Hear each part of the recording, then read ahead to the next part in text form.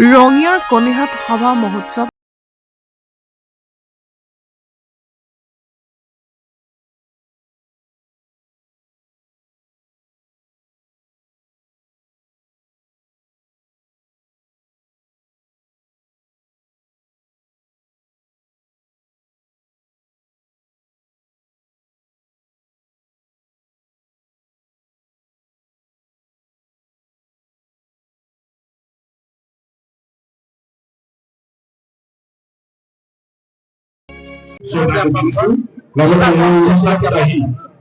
আমাৰ ইয়াতে শ্ৰী শ্ৰী গোপাল গোহাঁইঘৰ আৰু আমাৰ থানৰ মাঘী হোম আৰু সভা মহোৎসৱ এই দুইটা অনুষ্ঠান আমাৰ দুদিনীয়া বৰ্ণাঢ্য কাৰ্যসূচী আমাৰ চলি আছে।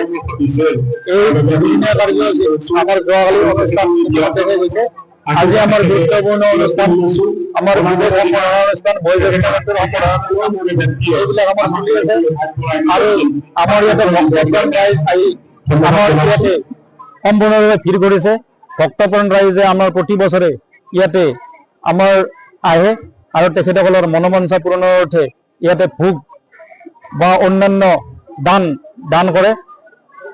এইবিলাক দান কৰাৰ ফলত আমাৰ জনশ্ৰুতি মতে তেখেতসকলৰ মনোবাঞ্ছা পূৰণ হয় আৰু এই মনোবাঞ্ছা পূৰণৰ অৰ্থে আমাৰ এই অতি মহত্বপূৰ্ণ আমাৰ এই অনুষ্ঠানটিত সকলোৱে আগভাগ লয়।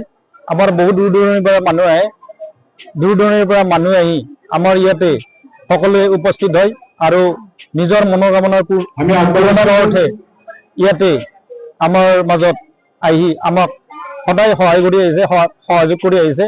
আমাৰ হোম আছে, এতিয়া হোম পৰিচালনা হোমৰ পিছত আমাৰ ভোগ বিতৰণ আছে।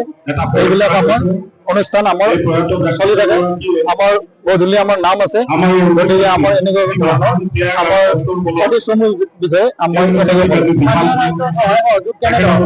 স্থানীয় ৰাইজৰ আমাৰ বিপুল সহযোগ আছে, বিপুল সঁহাৰি আছে আমাৰ ইয়াতে।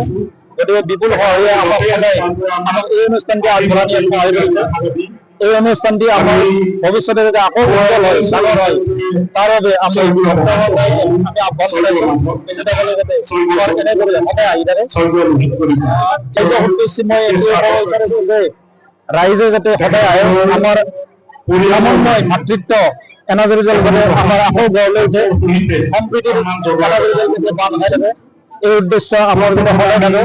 ৰাইজ আমাৰ মাজত আহিব লাগে, আহক আৰু আমাৰ এই অনুষ্ঠানটি জাকত জিলিকা কৰিব।